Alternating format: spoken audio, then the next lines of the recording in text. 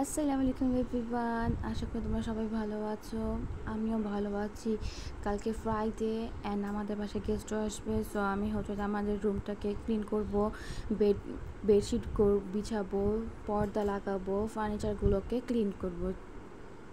তো আমি এখান দিয়ে সব রুমের কাজ করতেছিলাম, যা যা করা লাগবে বেসিক সব কিছু করতেছিলাম। ঘরে একটু ন্যাপথলিনও দিতেছিলাম যেন স্মেলটা খুব সুন্দর করে আসে। এই যে আমি আমাদের রুমটাকে পুরো প্রপার গুছিয়ে তারপর আমি এসে নামাজ পড়তে চলে যাই। নামাজটা পড়ার পর একটু তো চা খাওয়াই লাগবে, এনার্জি পাওয়ার জন্য। তো চাটা খেয়ে মার সাথে আমি হেল্প করতে চলে যাই মাকে।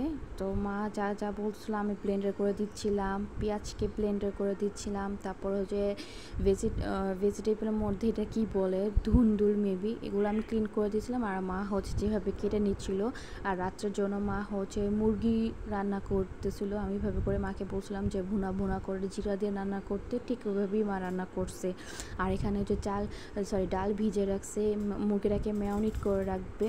তো ডিনার করে আসার পর এত কাজ করার পর আর কিছুই করতে ভালো লাগে না। সো এখন পেট করেই শুয়ে পড়বো, কালকে আবার সকালবেলা উঠতে হবে। So I hope you like the video. Good night everyone.